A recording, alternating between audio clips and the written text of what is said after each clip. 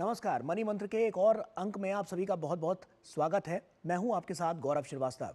Money मंत्र में आज का हमारा फोकस है आईटीआर यानी कि इनकम टैक्स रिटर्न, जिसको फाइल करने की प्रक्रिया शुरू हो चुकी है और बहुत से ऐसे लोग हैं जो इन प्रक्रियाओं को समय रहते पूरा करने में लगे हुए हैं और कुछ लोग समय रहते इसे पूरा भी कर लेंगे।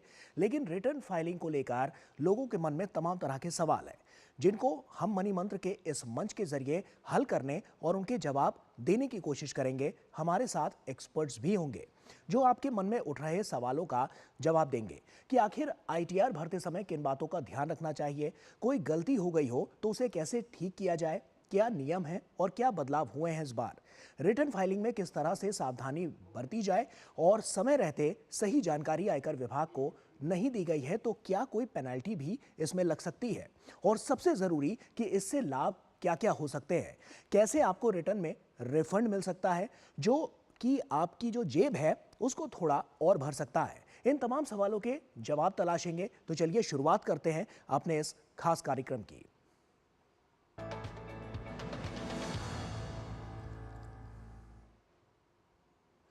आईटीआर भरने की प्रक्रिया तेजी से जारी है और ऐसे में बीते कुछ सालों की बात की जाए तो इसमें लगातार वृद्धि दर्ज की गई है।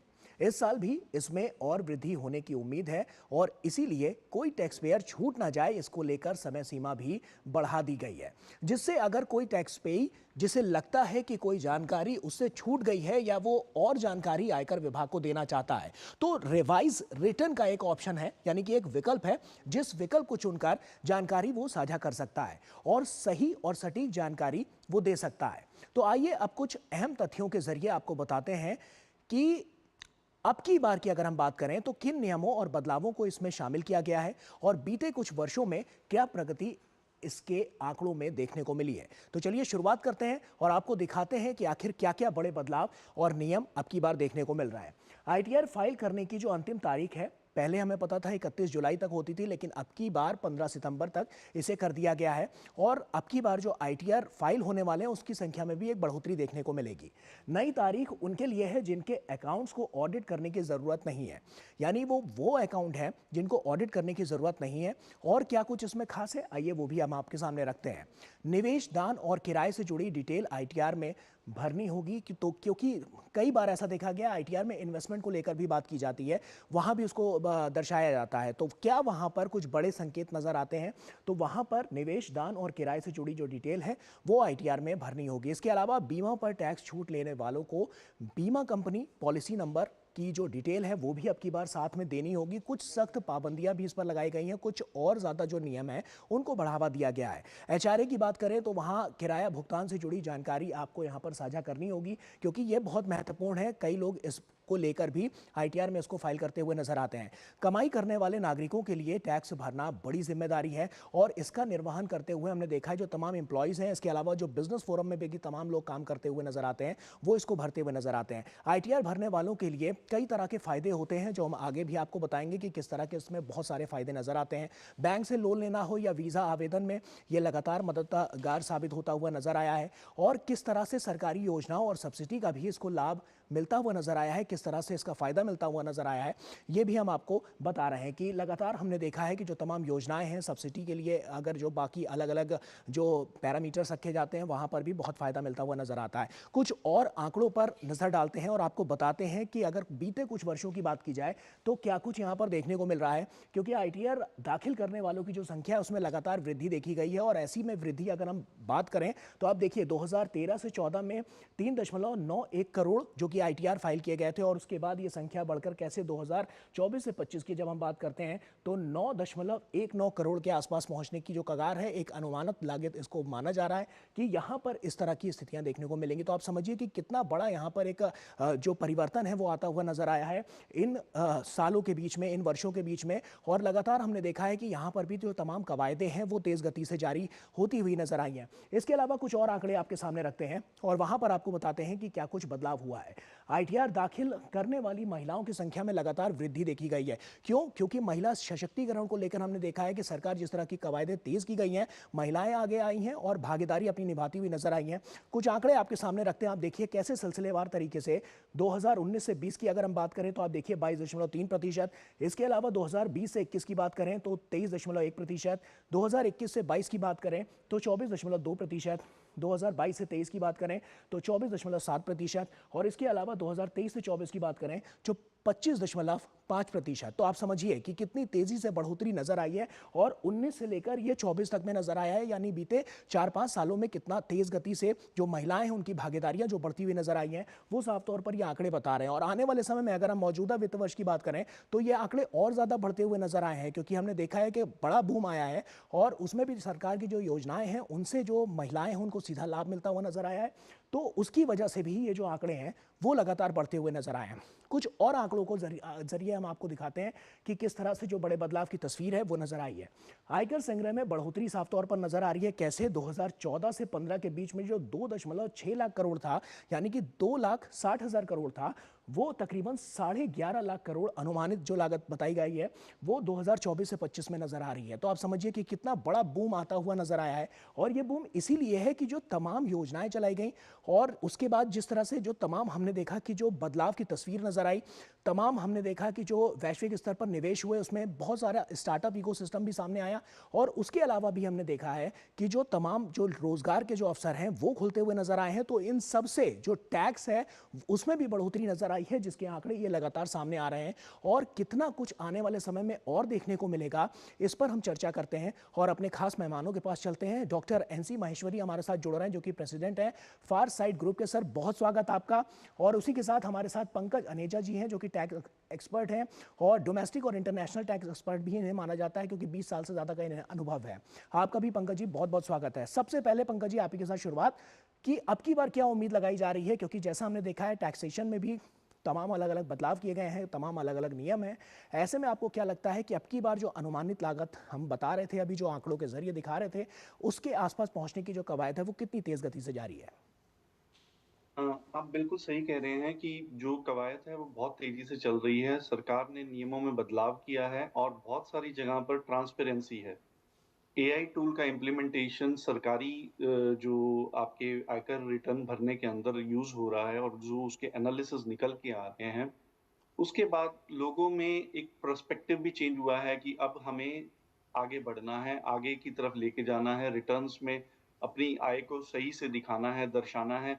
अगर वो सही से आगे नहीं दिखाएँगे, तो समस्याएँ बढ़ेंगी। तो इन सब चीज़ों को जब ध्यान में रखा जाता है, बहुत सारी चीज़ों को जब आप लेकर चलते हैं, आपकी इनकम है, आपका बैंक है, आपके जितने भी अदर सोर्सेज़ हैं जो रिटर्न फाइल करते समय आपकी कैपिटल गेन्स हैं, इन सबको जब स्ट्रक्चरली वे में देखा जाता है कि रिपोर्टिंग सरकार को पता चल रही है, गवर्नमेंट नोज़ अबाउट इट। तो जब ये सब चीज़ें आपके सामने आती हैं, तो आपको पता चल जाता है कि मैं इसको छुपा नहीं सकता, मुझे ये सब चीज़ों के अंदर सही दिशा में, सही वे में इसे दिखाना है। तो जैसे ही ये सब चीज़ें दिखाई जाएँगी तो ऑब्वियसली रिटर्न का आँकड़ा और जो इनकम और टैक्सेशन का आँकड़ा है, वो बढ़ेगा ही, घटेगा नहीं। बिल्कुल, निश्चित तौर पर। डॉक्टर एनसी माहेश्वरी भी हमारे साथ जुड़े हुए हैं। माहेश्वरी जी, आप ही के पास आऊँगा और मेरा आपसे सवाल है कि अभी जो हम देख रहे हैं, किस तरह की जो तैयारियां रहती हैं वो टैक्सेशन में देखने को मिलती हैं और किस तरह से भरा जाए कि जो टैक्सेशन है उसमें उनको ज़्यादा लाभ मिल सके। हमारे दर्शक क्योंकि ये जानना और समझना चाहते हैं, क्योंकि हमने आईटीआर में देखा है कई बार अलग अलग तरह की वहाँ पर फॉर्मेलिटीज़ होती है जिनको पूरा करना पड़ता है। तो वहाँ पर किस तरह से जो उनके सामने जो चैलेंजेस आते हैं उसको फेस कर रहे हैं? निस्संदेह दर्शकों को और जो करदाताओं हैं उनको इस बात की काफ़ी आकांक्षाएं रहती हैं, काफ़ी चिंताएं रहती हैं कि क्या मैं सही रिटर्न भर रहा हूँ, क्या मैं अपना जो टैक्स की लायबिलिटी है उसको सही दे रहा हूँ, कहीं बाद में मेरे ऊपर कोई नोटिस या कोई कार्रवाई तो नहीं होगी। इस टोटल पार्ट को हम दो क्वेश्चन में ले सकते हैं। सबसे पहले, रिटर्न भरने से पहले हमें अपनी क्या तैयारी करनी है। बहुत छोटी छोटी चीज़ें हैं जिनके कारण हमने देखा है रिटर्न डिफेक्टिव हो जाती हैं, इनवैलिड हो जाती हैं या कॉरस्पॉन्डेंस में चली जाती हैं।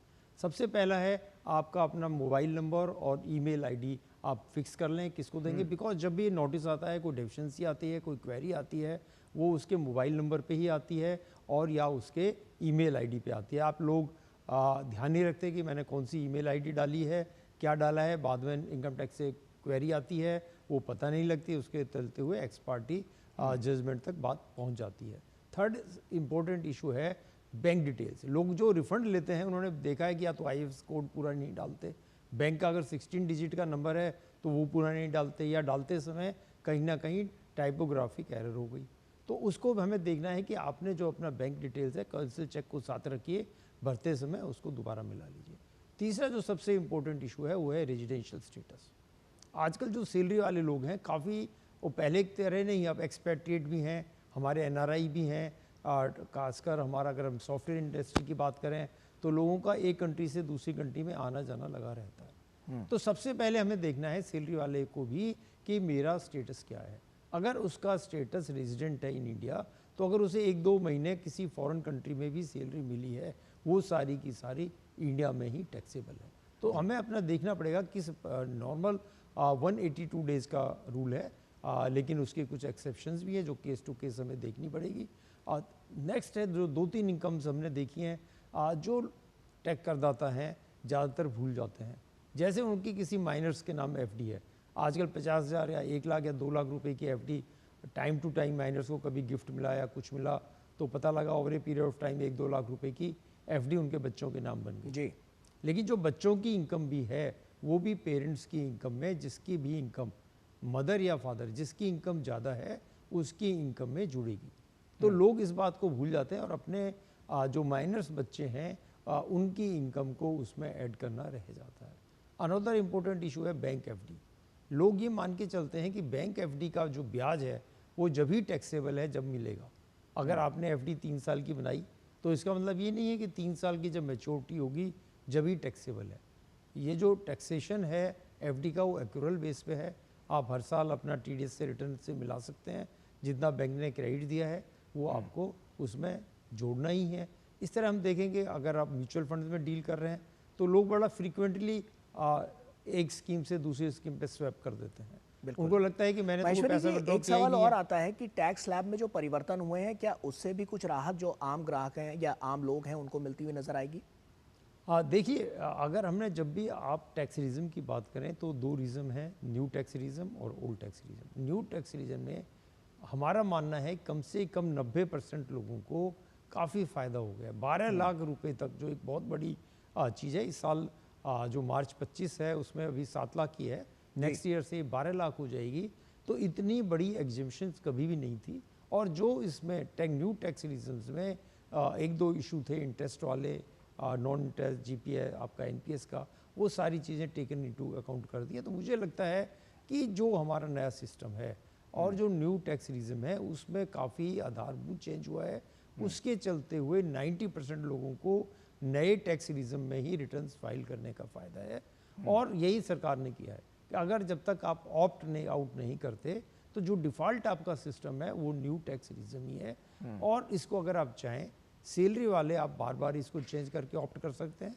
आप कैलकुलेट कर लीजिए कि मुझे ओल्ड रिज्म में फ़ायदा है या न्यू रिज्म में फ़ायदा है, आप उसके अनुसार अपना चॉइस ऑप्शन कर सकते हैं। लेकिन बिजनेस इनकम अगर इंक्लूड है तो उस एक ही बार ये ऑप्शन को एक्सरसाइज कर सकते हैं। पंकज जी, आपके पास आ रहा हूं। एक सवाल है कि साफ तौर पर अगर अभी हम देखें तो ये जो अलग अलग कैटेगरीज हैं ITR 1, 2, 3, 4, तो इन कैटेगरीज को कैसे समझा जाए? और अगर कोई खुद से भरना चाहता है, वो नहीं चाहता कि वो किसी सीए के पास जाए, तो सबसे आसान माध्यम इसका क्या है?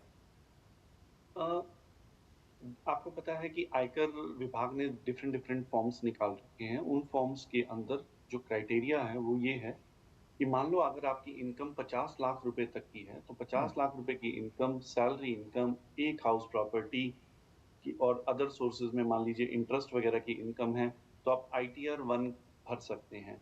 लेकिन ITR 1 भरने से पहले जैसे महेश्वरी जी ने कहा, वेरी इंपॉर्टेंट जो बात है वो ये है कि आपको अपना रेजिडेंशियल स्टेटस जरूर चेक करना चाहिए। रेजिडेंशियल स्टेटस के लिए आपको अपने पासपोर्ट में जो आपके नंबर ऑफ डेज हैं उसके हिसाब से दिन 183 दिन की भी लिमिट है, 120 दिन की भी लिमिट है भारतीय नागरिकों के लिए।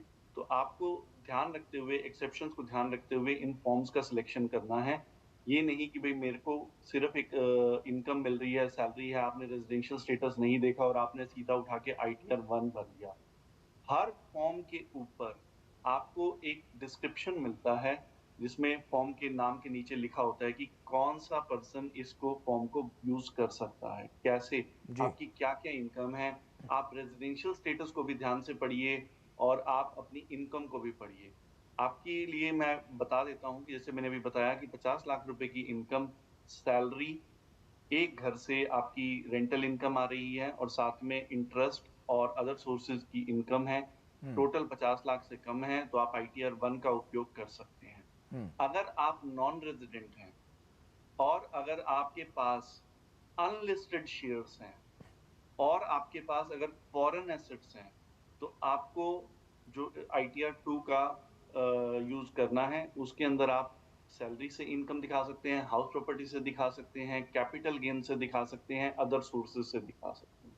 हुँ, इसके अलावा आईटीआर 3 का चयन वो लोग करेंगे जिनकी बिज़नेस इनकम है या पार्टनरशिप फर्म से हुँ, इनकम आ रही है। इसके अंदर भी आप सेम तरीके से अनलिस्टेड शेयर्स का पूरा देंगे कि भई कितने आपने खरीदे, कितने आपके पास होल्डिंग थी, कैसे था। फॉरेन एसेट्स भी होगा तो भी आपको यहाँ पर आना पड़ेगा और आपके पास बिज़नेस इनकम है तो आप बिज़नेस इनकम यूज़ कर सकते हैं। हुँ, छोटे जो रोज़गार वाले लोग हैं, जिनकी इनकम प्रिज़म्पटिव बेसिस पर टैक्सेबल होती है, वो आईटीआर 4 का चयन कर सकते हैं। हुँ, लेकिन इसमें अगेन कैपिटल गेन की इनकम नहीं आती है, तो अगर छोटी आय वाला इनकम है जिसके पास कैपिटल गेन है, तो उसे वापस से आईटीआर 3 में जाना पड़ेगा। हुँ, सबसे बेहतरीन तरीका इस फॉर्म को समझने का है, जैसे ही ऊपर आईटीआर फॉर्म सरकार की तरफ से लिखा हुआ है, आप फॉर्म को देखते हैं, आपको उसके नीचे पूरा डिस्क्रिप्शन मिलता है फॉर द पर्सन्स, ये बिज़नेस इनकम है, सैलरी इनकम है या ये इनकम है, उसके बेसिस पर आप चयन कर सकते हैं। हुँ। निश्चित तौर पर ये तमाम महत्वपूर्ण जानकारियां हैं जिससे दर्शकों को भी समझने में आसानी होगी कि उनके लिए चयन की जो प्रक्रिया है वो क्या होनी चाहिए, वो किस तरफ जाएं। बहुत बहुत अभी आपका शुक्रिया, क्योंकि अभी हम यहाँ पर एक छोटा सा ब्रेक ले रहे हैं और ब्रेक के उस पार जब आएंगे तो इस चर्चा को आगे बढ़ाएंगे और जानेंगे और भी अहम सवाल जो दर्शकों के मन में है कि आखिर आईटीआर को किस तरह से फाइल किया जाए जो सबसे लिए उनके लिए आसान बने रहे और इसके साथ साथ उनको ज़्यादा से ज़्यादा रिफंड भी वहाँ से मिलता हुआ नजर आए। एक छोटा सा ब्रेक यहाँ पर ले रहे हैं, जल्द हाजिर होते हैं।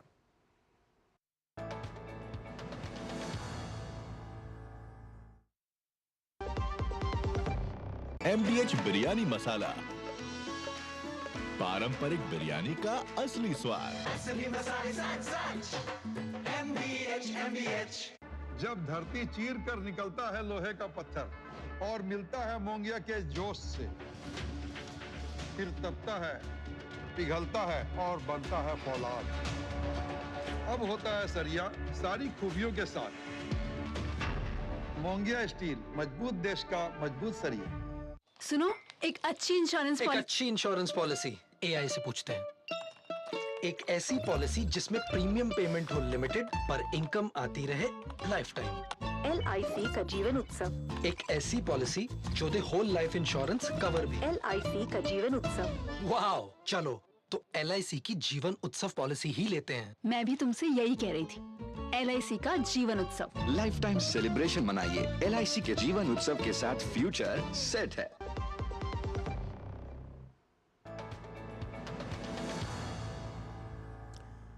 ब्रेक के बाद एक बार फिर से आप सभी का स्वागत है। हम चर्चा कर रहे हैं आईटीआर को लेकर और किस तरह से इसे भरा जाए और कैसे आपके लिए आसान राह बनाता हुआ नजर आए जिससे आप अपनी भागीदारी सुनिश्चित कर पाएं यहाँ पर। तो ऐसे में महेश्वरी जी भी लगातार हमारे साथ जुड़े हुए हैं। डॉक्टर NC महेश्वरी जी, आप ही का रुख कर रहा हूँ।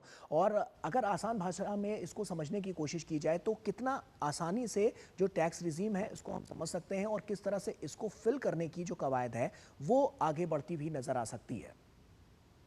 देखिए, पहले जैसे हमने आप ये डिस्कशन किया कि एक बार आपने अपनी प्रिपरेशंस कर ली, आप पता है मेरी क्या इनकम है, क्या टैक्सेबल है, क्या मेरे को देना है, फिर हमें करेक्ट फॉर्म का चॉइस करना है। जो अभी पंकज जी ने बता दिया, 1 से लेकर 7 तक फॉर्म है, जिसमें से 6, 7, 5 तो कंपनी या LLP वगैरह और 3 बिजनेस इनकम के लिए है। तो बाकी में से जो आपका रेलिवेंट होगा, मुझे लगता है 90% से ज़्यादा एम्प्लाई जो कि अप टू 50 लाख तक की लिमिट है, तो वो फॉर्म नंबर 1 से ही कवर हो जाएंगे। इसके बाद हमें ध्यान रखना है कि आप इसको वेरिफिकेशन कैसे करते हैं। लोग जो तीसरी गलती कर रहे हैं वो ये करते हैं कि आपने अपलोड कर दिया, अपलोड करने के बाद उसको ई वेरिफिकेशन करना भी ज़रूरी है।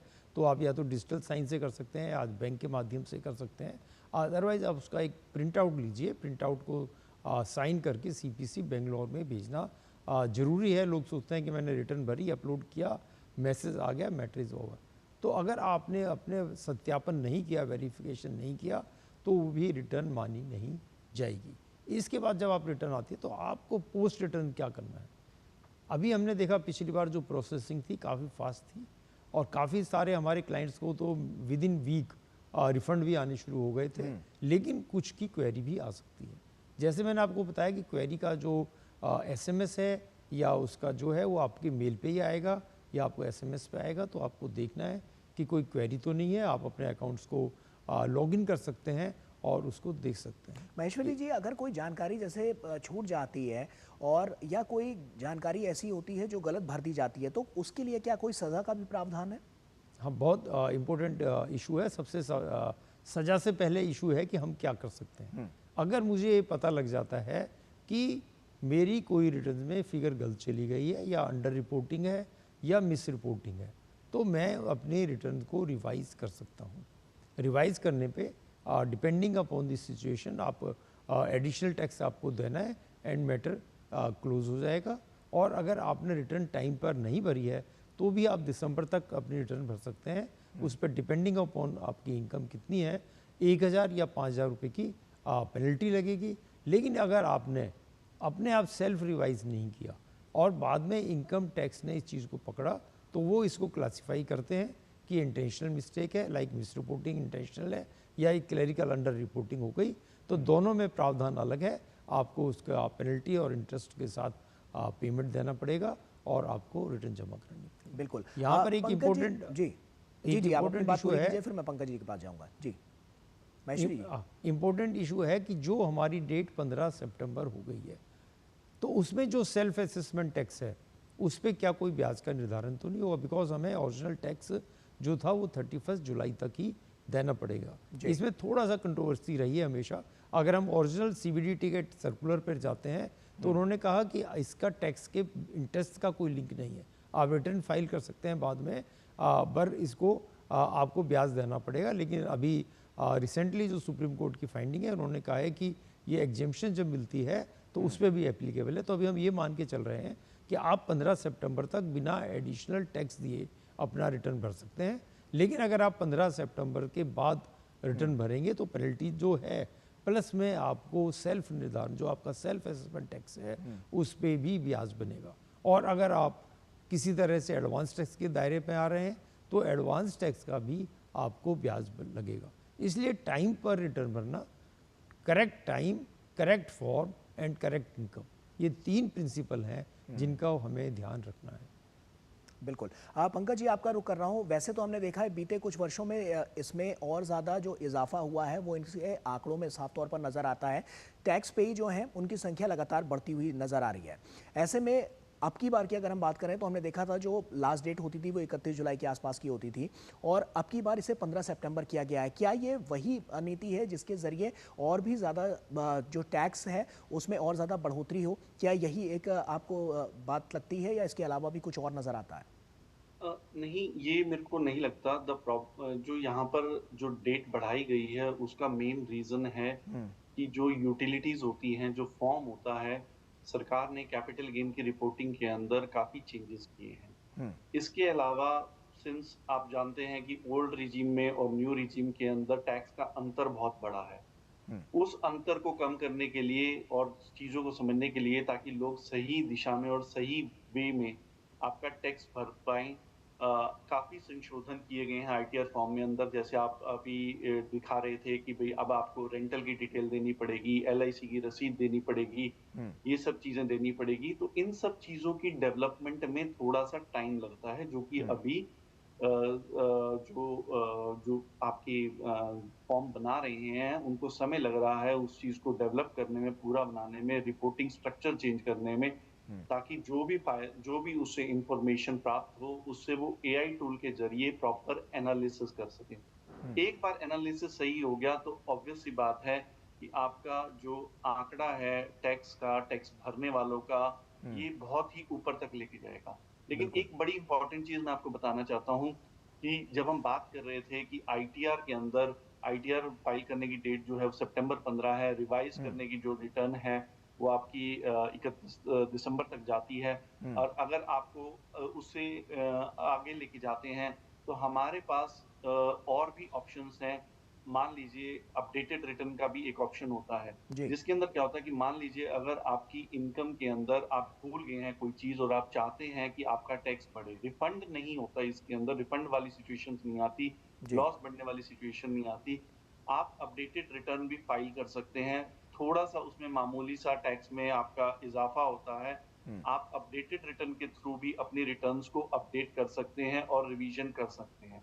बिल्कुल। सबसे बड़ी चीज़ है, इम्पोर्टेंट चीज़ है, आपको डॉक्यूमेंटेशन और अपने जो भी हैं इनको रिटर्न्स के अंदर जो भी आपने इनकम को दर्शाया है, दिखाया है, उसको आप ठीक से दिखाएँ। अगर आप ठीक से नहीं दिखाएँगे, तो आज की डेट में जितने भी आपके एनालिसिस करने के बाद पता चल जाएगा, आपको नोटिस प्राप्त हो जाएगा कि आपकी इनकम ₹100 थी या ₹50 थी और सिस्टम में या दूसरी पार्टी ने जैसे बैंक ने आपको ब्याज दिया ₹100 का, आपने दिखाया ₹80, तो वो उससे मैच करके आपका डिफरेंस निकाल देंगे और बताएँगे कि ये जो आपकी इनकम है, ये ठीक से रिपोर्ट नहीं हुई है।